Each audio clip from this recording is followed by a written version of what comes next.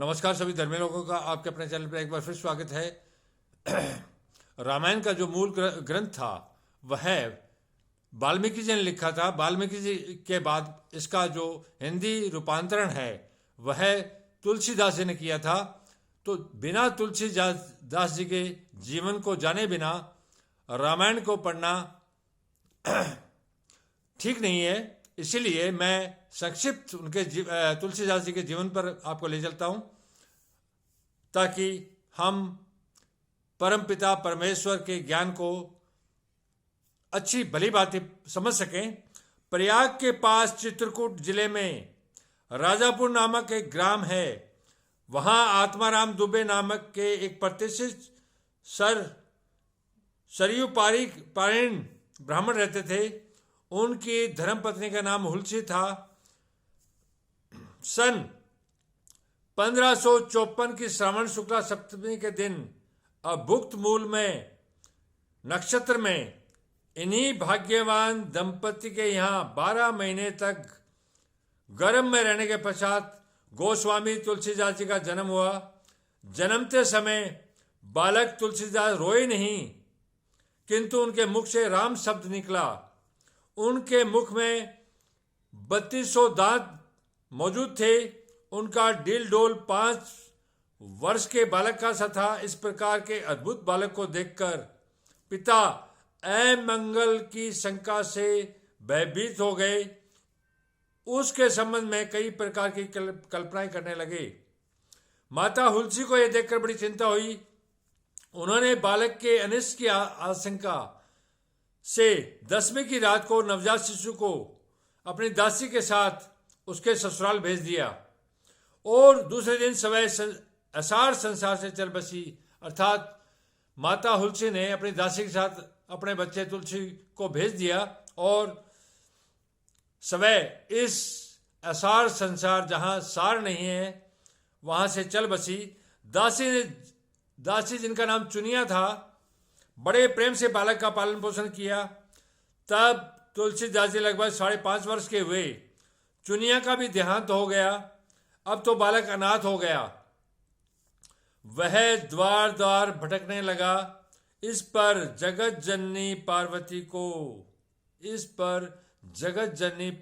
को उस होनहार बालक पर दया आई।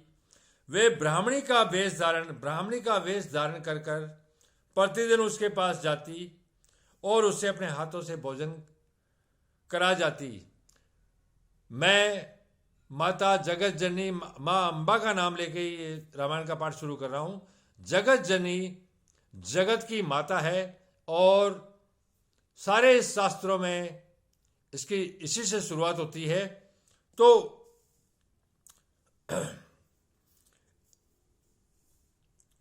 उसके बाद संवत 1583 ज्येष्ठ शुक्ला 13 गुरुवार को भारद्वाज गोत्र की एक सुंदर कन्या के साथ उनका तुलसीदास जी का विवाह हुआ। वे सुखपूर्वक अपनी नव विवाहिता वधू के साथ रहने लगे। एक बार उनकी स्त्री भाई के साथ अपने मायके चली गई। पीछे पीछे तुलसीदास जी भी वहां पहुंच गए ससुराल में।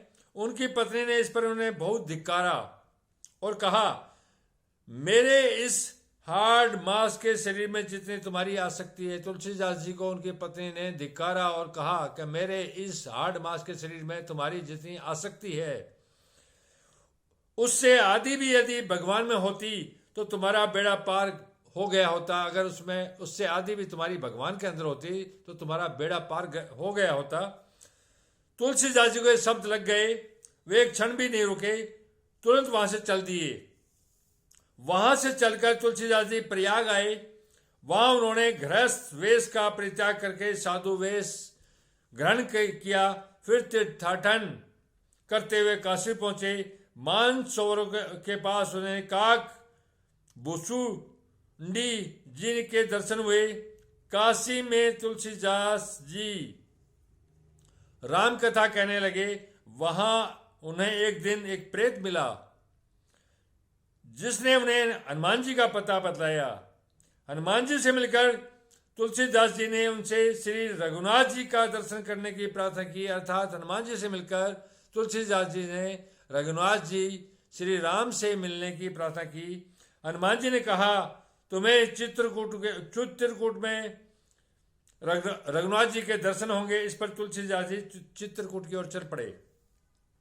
चित्रकूट पहुंचकर रामघाट पर उन्होंने अपना आसन जमाया। एक दिन वे प्रदक्षिणा करने निकले। मार्ग में उन्हें श्री राम के दर्शन हुए। उन्होंने देखा कि दो बड़े सुंदर राजकुमार घोड़ों पर सवार होकर धनुष बाण लिए जा रहे हैं। तुलसीदास जी उन्हें देखकर मुग्ध हो गए, परंतु उन्हें पहचान नहीं सके। पीछे से हनुमान जी ने आकर उनको सारा भेद बताया तो वे बड़ा पश्चाताप करने लगे।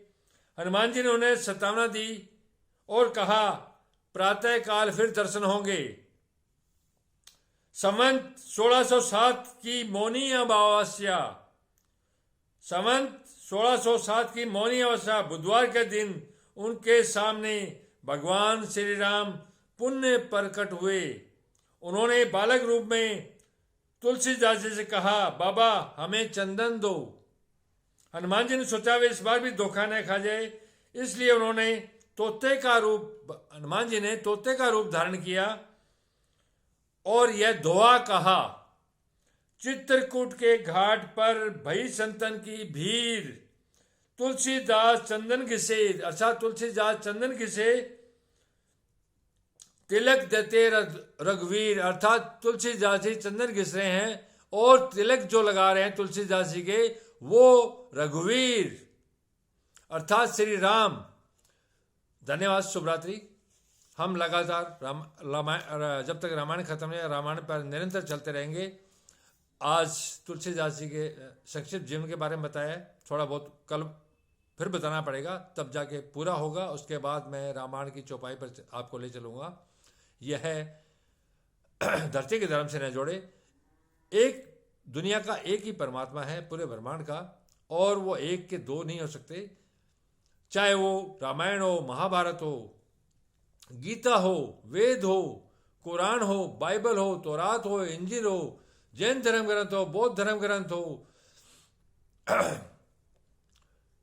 या अन्य कोई भी गुरु ग्रंथ साहिब हो, अन्य कोई भी धर्म ग्रंथ जो एक परमात्मा की ओर ले जाते हैं, वो सारे पवित्र हैं, सारे एक जैसे हैं, क्योंकि परमात्मा का ज्ञान भी उतना ही पवित्र है। ये अलग अलग समय पर अलग अलग गुरुओं, नबियों पर और पवित्र आत्माओं पर उतरा है, तो अलग अलग भाषा जरूर है, लेकिन ये ज्ञान एक ही परमात्मा का है।